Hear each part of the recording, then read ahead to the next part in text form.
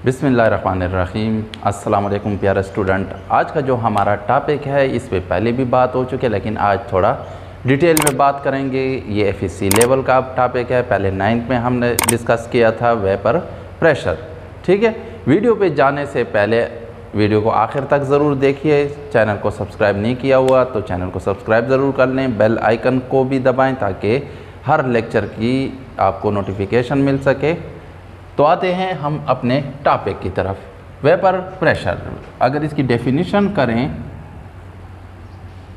The pressure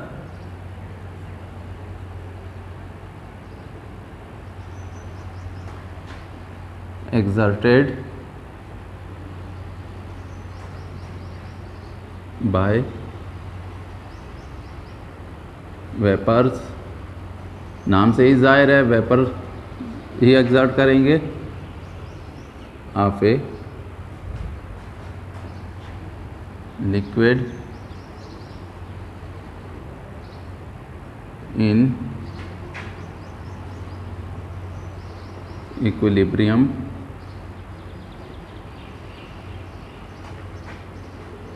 with that liquid. ठीक है, यानी ठीक है, मतलब क्या है डेफिनेशन का कि प्रेशर एग्जर्ट करेंगे, कौन करेंगे? वेपर करेंगे किसी लिक्विड के, और वो वेपर्स क्या हों? इन इक्विलिब्रियम हो विद दैट लिक्विड्स। ठीक है, यानी क्या मतलब है? आप जब कोई लिक्विड रखेंगे तो वेपर्स बनेंगे, क्लोज कंटेनर में रखेंगे, वेपर्स बनते जाएंगे, प्रेशर ज़्यादा होता जाएगा। आप मुख्तलिफ इंस्ट्रूमेंट से उसकी रीडिंग कर सकते हैं। तो एक टाइम आ जाएगा जहाँ पर क्या हो जाएगा? प्रेशर कांस्टेंट हो जाएगा, अगर टेम्परेचर कांस्टेंट है। ठीक है, यहाँ पर हम टेम्परेचर ज़रूर लिख दें कि इस लिक्विड का वेपर प्रेशर हमने मेजर किया एट दैट टेम्परेचर। ठीक है, टेम्परेचर, क्योंकि टेम्परेचर बढ़ता है या कम होता है तो उसके साथ वेपर प्रेशर भी चेंज होता है। ठीक है, उसको भी हम डिस्कस कर लेंगे इस वीडियो में कि किस तरह होता है। ठीक है, तो अब हुआ क्या है कि टेम्परेचर क्या हो गया? उन वेपर्स का कांस्टेंट हो गया। तो ये होता ऐसे है कि एक ख़ास लिमिट तक वेपर्स बनते हैं, फिर उसके बाद जब मज़ीद लिक्विड वेपर में कन्वर्ट होता है तो उतनी ही तादाद में वेपर्स कंडेंस होकर क्या हो जाते हैं? लिक्विड में। ठीक है, तो जितने यहाँ से मालिक्यूल जाएंगे वेपर फॉर्म में, उतने मालिक्यूल्स वेपर फॉर्म से लिक्विड फॉर्म में आ जाएंगे। तो इसी को हम कहते हैं इन इक्विलिब्रियम विद लिक्विड। ठीक है, अब इक्विलिब्रियम एस्टेब्लिश हो गया है, रिवर्सिबल प्रोसेस हैं ये दोनों।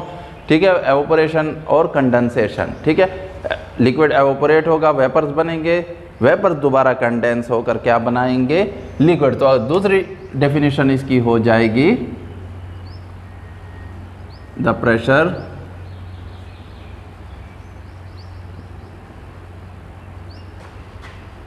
exerted by vapors of a liquid when rate of evaporation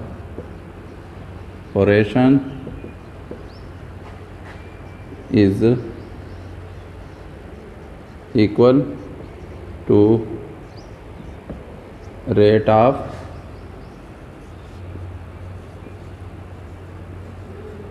condensation। ठीक है, फॉर एग्ज़ाम्पल ये हमारा क्लोज कंटेनर है, इसमें हमने कोई बीकर रख दिया एक, और उसमें हमने क्या रख दिया? कोई लिक्विड रख दिया। ठीक है, तो यहाँ से वेपर फॉर्म में आएंगे। ठीक है, मालिक्यूल्स। ठीक है, और वो कोलाइड होंगे with each other and with the walls of container. ठीक है, तो प्रेशर एक्सर्ट करेंगे, इसी प्रेशर को हम फ़िलहाल just pressure of that liquid, लेकिन जब क्या हो जाएंगे, rate of evaporation and rate of condensation becomes equal, तो फिर उस वक्त जो वो वेपर्स प्रेशर एग्जर्ट करेंगे तो उस प्रेशर को हम क्या कहेंगे, वेपर प्रेशर। ठीक है, तो ये हो गया। अब इसकी मेजरमेंट कैसे करते हैं,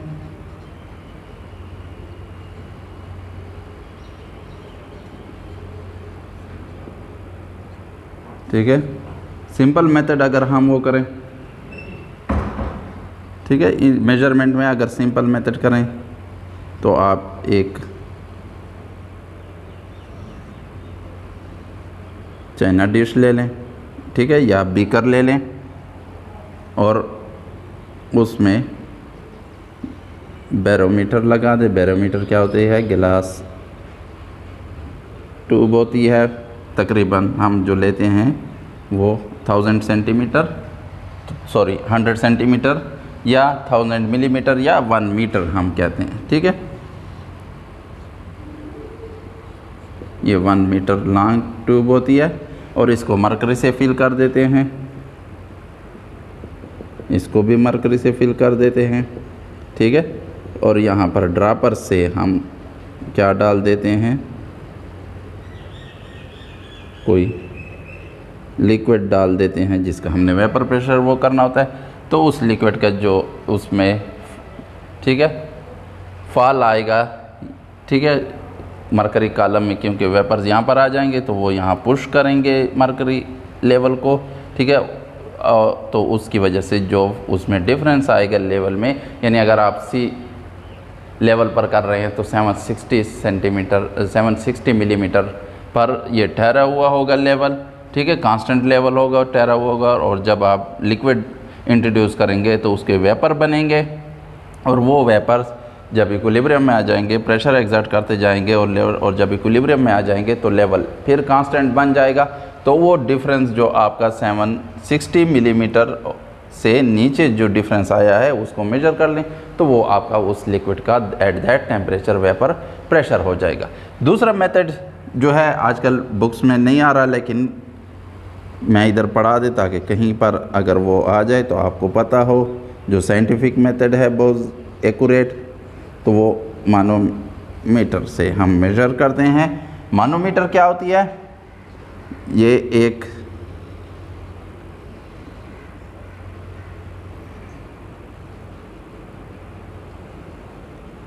इस तरह यू शेप्ड वो होती है ग्लास ट्यूब,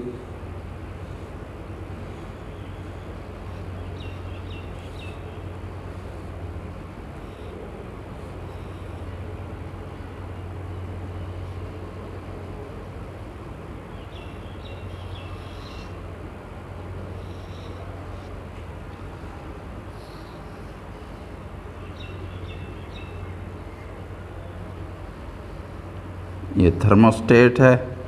थर्मोस्टेट में हम इसको रख देते हैं ताकि जिस टेम्परेचर पर आपको करने हो तो उस पर आप इजीली कर सकें।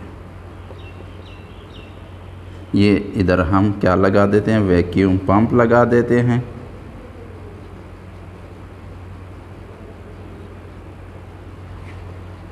और जब आप स्टार्ट करते हैं तो मर्क्यूरी लेवल दोनों उसमें इक्वल उस पर होता है। ठीक है, इस यू शेप्ड उसमें इक्वल उस पर होता है।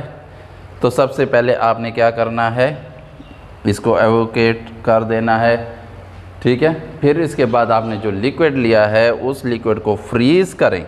ठीक है, फ्रीज़ कर लें और फिर वैक्यूम पंप लगाएं तो जो भी अदर वेपर्स होंगे तो वो निकल जाएंगे। ठीक है, उस लिक्विड के भी निकल जाएंगे।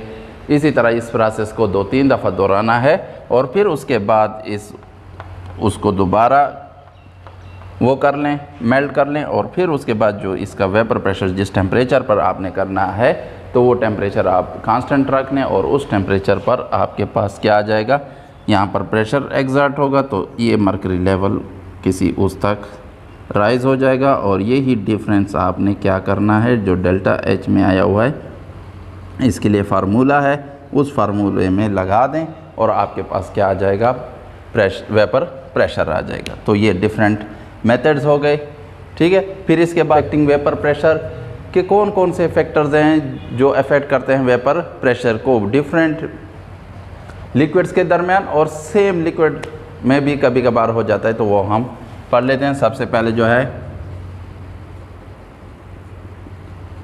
इंटर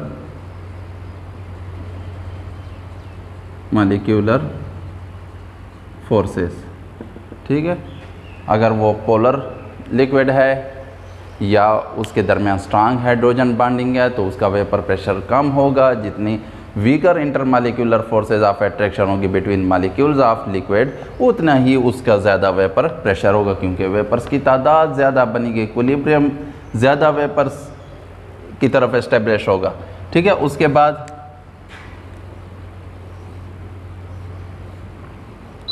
सेकेंड वन टेम्परेचर, ठीक है। और ये एक ही लिक्विड आपके पास है और टेम्परेचर डिफरेंट है, तो आपका वेपर प्रेशर उस लिक्विड का डिफरेंट टेम्परेचर पर डिफरेंट वेपर प्रेशर आएगा, क्योंकि जब हम टेम्परेचर इंक्रीज़ करेंगे तो क्या होगा, वेपर ज़्यादा बनेंगे, ठीक है। इक्विलिब्रियम वेपर्स की तरफ शिफ्ट हो जाएगा और फिर आपके पास जब वेपर की तादाद ज़्यादा होगी, ठीक है, तो वेपर प्रेशर भी उस लिक्विड का ज़्यादा आ जाएगा, ठीक है। इसके बाद ये इतना वो नहीं है, लेकिन फिर भी हम मॉलिक्यूलर साइज लास्ट वन है, ठीक है। जितना मॉलिक्यूलर साइज बढ़ेगा वो क्या हो जाएगा, उसका वेपर प्रेशर कम होता जाएगा, क्योंकि वेपर्स में वो नहीं रहेंगे, वो जल्दी कंडेंस वापस हो जाएंगे, ठीक है। और जितना मॉलिक्यूलर साइज कम होगा उतना ही उनका वेपर प्रेशर ज़्यादा होगा। तो ये डिफरेंट फैक्टर्स हो गए। मेजरमेंट के भी मेथड्स दो डिस्कस कर लिए और तारीफ़ भी कर ली, ठीक है। इसके बाद फिर भी अगर कोई कन्फ्यूजन है वेपर प्रेशर के बारे में आपके जहन में, तो आप कमेंट बॉक्स में सवाल पूछ सकते हैं।